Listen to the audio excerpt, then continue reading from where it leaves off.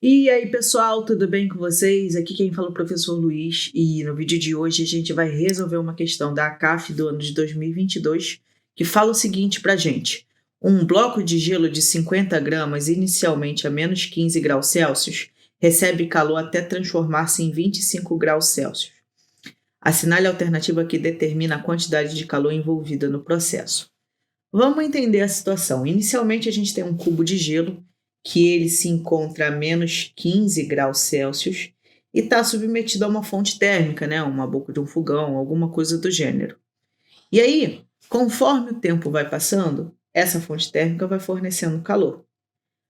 Depois de algum tempo, vai acontecer o seguinte: esse cubinho de gelo ele vai se encontrar a 0 graus Celsius. Por quê? Porque ele vai receber tanto calor da fonte térmica que a sua temperatura vai aumentar. E aí, se ele continuar recebendo calor, ele vai começar a derreter.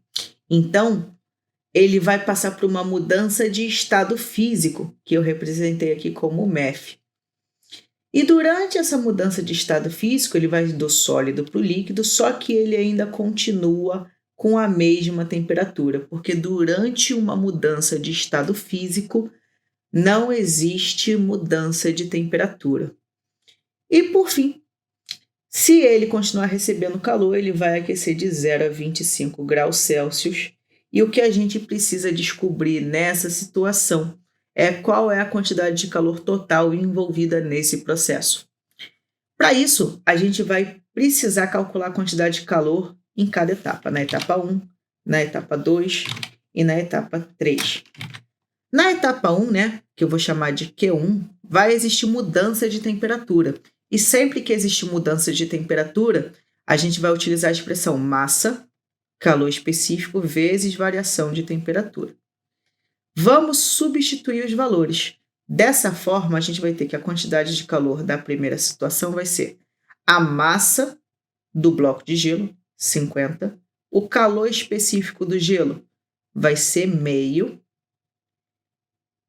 vezes a variação de temperatura. A variação de temperatura vai ser dada pela temperatura final, que nesse caso vai ser 0 nesse processo, menos a temperatura inicial, que é menos 15. Cuidado com esse menos com menos aqui, tá? Para você não se confundir. O que a gente vai ter? 50 vezes meio vai dar 25, vezes menos com menos mais. Então, a gente vai ter 25 vezes 15 e isso vai resultar em 375 calorias. Agora, a gente precisa encontrar a quantidade de calor necessária para fundir o gelo, ou seja, da segunda etapa, quando vai acontecer a mudança de estado físico. A quantidade de calor associada a essa segunda etapa pode ser calculada por massa vezes calor latente.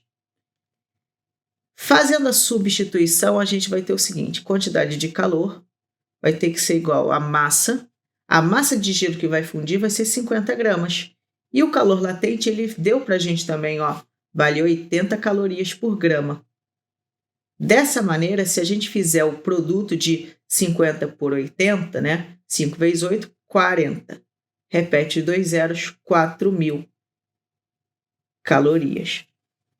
E agora, a gente já descobriu que para fundir esse gelo, a gente vai precisar de 4.000 calorias.